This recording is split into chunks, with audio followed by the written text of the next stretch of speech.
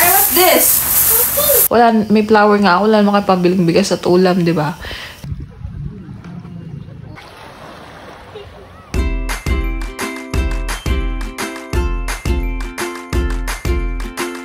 Taray naman! Mari, what's this? Tignan natin. Pakasit naman Come here, Daddy. Pakasit, ang ganda naman. Oh no! It's so pretty.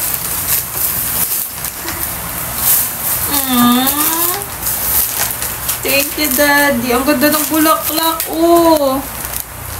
Ang ganda ng Rico. Ganda ng rose.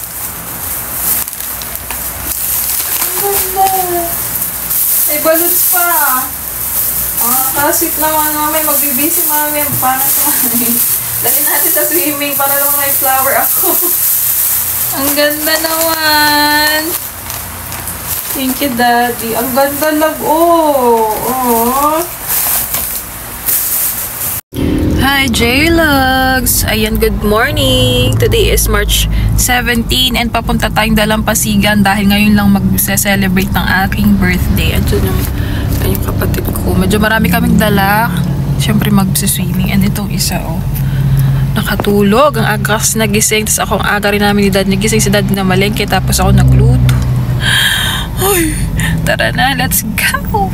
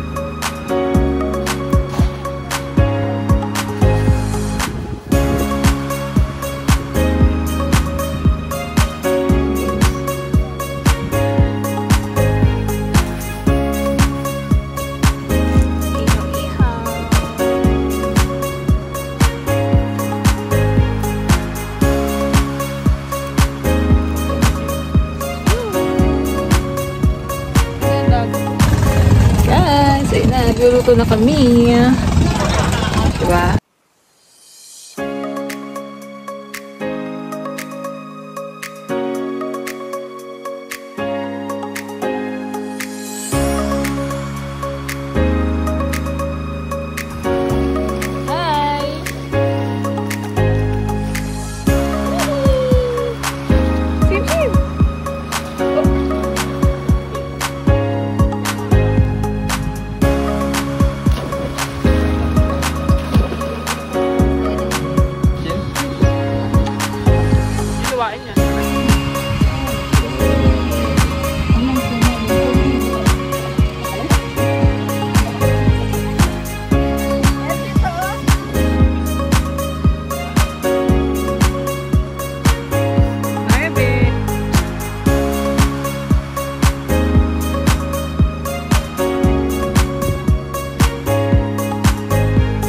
PM na guys. Ayan, meron din pala sila dito mga small playground para sa mga kids. Ayan, si Amara.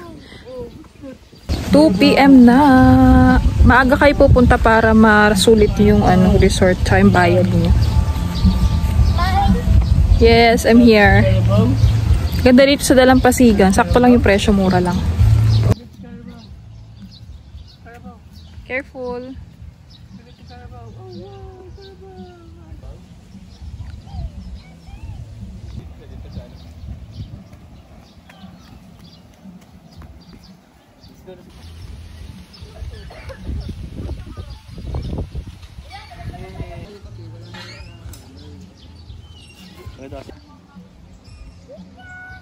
Hi, where's Tita? What's that? What's that?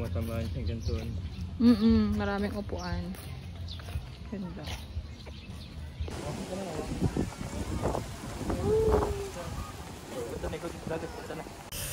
Hi guys, so ayan, alas 12 na.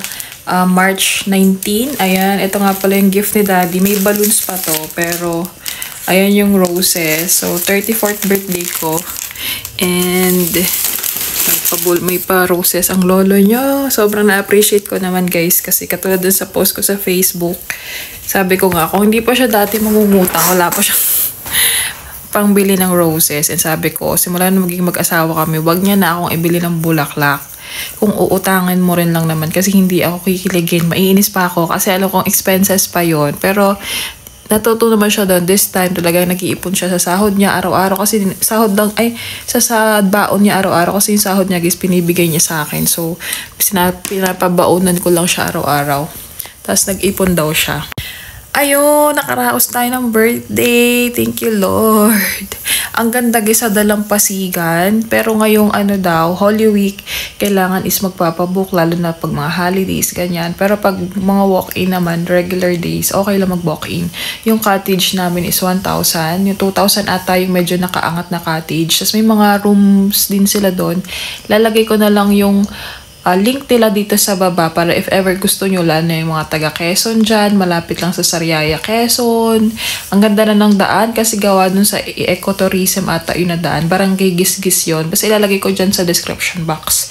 And again, thank you po sa lahat na nag-greet sa akin. Kahit hindi ako nag-greet, pero yung mga kaibigan ko dyan na tamad mag-chat, okay lang, mahal ko pa rin kayo. Kasi alam nyo na pag nagmamature kayo, hindi na kayo masyadong pag tumatanda na, 'di ba? Minsan hindi niyo na kailangan lagi nag-uusap, basta alam niyo lang sa puso niyo na kaibigan niyo yung isa't isa. Ouch. So guys, ayun, grateful talaga ako this birthday kasi simula nung naoperahan ako, parang mas na-appreciate ko nga yung buhay, yung health, family.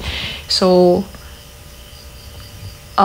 pero hindi ko naman na kailangan lagi magse-celebrate pag-birthday ganyan. Kung meron lang, kung may extra lang. And, 'di ba? Pag wala naman, okay lang sa akin dito sa bahay. Pero, since may chance tayo na, syempre, mag-celebrate, tas mura lang naman. Ayan, tas andyan sila mama, tas may kasamang kaibigan sila mama. So, masaya. Tapos, may swimming pool, tsaka dagat talaga, guys. Ang sarap-sarap mag-swimming. Kaya lang, grabe nasunog kami guys kasi ang init. Pero umulan siya, tas ang init. Basta hanggang sarap-sarap. So, thank you so much sa mga nag-aaga, Maring Kim, sa mga vlog ko. Ayun, pasensya na kayo. Kung wala akong vlog dahil napakahirap mag-edit, alam nyo yan. Pero yun na nga, grabe, 34 na ako guys. Nag-Taiwan ako, 26. Tapos umuwi ako ng Pilipinas is 31. Tama ba? Magto-26 na kasi ako dun sa Taiwan. 26 years old. 25 ako, mas 26. So, 6 years ako sa Taiwan. Tapos, grabe, no? Ilang years na ako walang work? 3 years. Oh my goodness. So, ayan. Thank you so much. Super happy ko, guys. Ang saya-saya. Relax lang. Medyo nakakapagod lang nung umaga kasi aga namin nagising. Hindi na ako nakapag-vlog. Kasi, guys, grabe. Gusto ko mag-vlog habang nagluluto. Hindi na kaya ng powers ko, mga mima. And si Daddy, 4 AM, nag-alarm shots, nagising na rin ako. Pero pinaalis ko muna siya kasi baka si Amara naman magising. So, nung si Amara is nararamdaman ko na hindi siya magigising. Gumising na rin ako para magsaing, maglagan, dapat ilaga. Tapos pagdating ni Daddy, ako naman nag-asikaso ng mga pinamili niya. Ako nagluto ng lasagna, naggawa ako ng, ang tawag dito? Kani salad, yung mga ganon, para pagdating doon, kakain na lang, nagluto din tayo ng, seafood, ayan, buttered shrimp, and may tahong siya. So, super happy, ang saya lang. So, sobrang simple lang. So, kayo, kung may chance, alam nyo may mga dagat naman, minsan walang entrance na malapit sa inyo, ilog, ganyan, basta mag-ingat lang.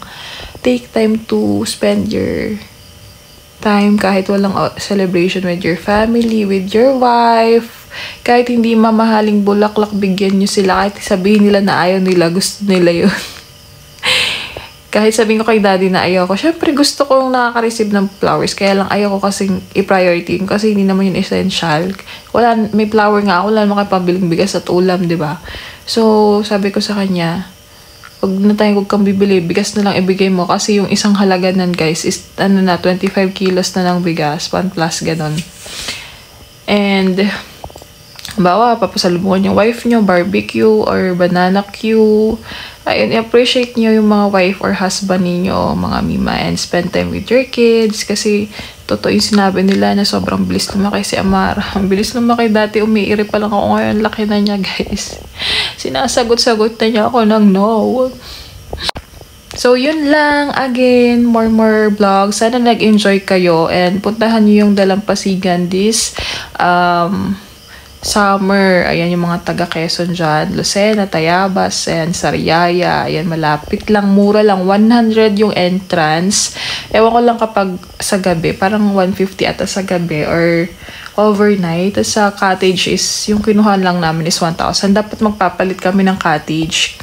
Mas maganda. Parang mas malaki kasi yung nakahang cottage. Or yung parang elevated siya. 1,000 kasi yung cottage, 2,000 ata elevated. Eh, yung 1,000 mas malapit siya sa dagat. Kala namin di kami kasya. Sabi natin, okay na daw kasi ang sarap ang hangin, guys. Ang sarap. So, relax din kayo and wag masyadong stressin ang sarili, mga mima. So, ayun. Good night. Tulog na sila, Amara. Naglinis lang ako. Chinek ko lang yung bahay kung alam niyo yun, yung mga pagkain ba may taklob na ilagay ba sa ref. Kasi alam niyo naman, si daddy, may work pa siya bukas. Tapos sila mama, dun sila natulog kila Dayan, sa bahay nila. Dito din sa subdivision. Dun sila natulog kasi hindi kami kasya, may bisita sila. Hindi kami kasya dito sa bahay. So, J-Logs, thank you. I miss you. Sana magtuloy-tuloy yung vlog. Or basta, ayaw mag-promise, baka hindi ko matupad. Bye-bye!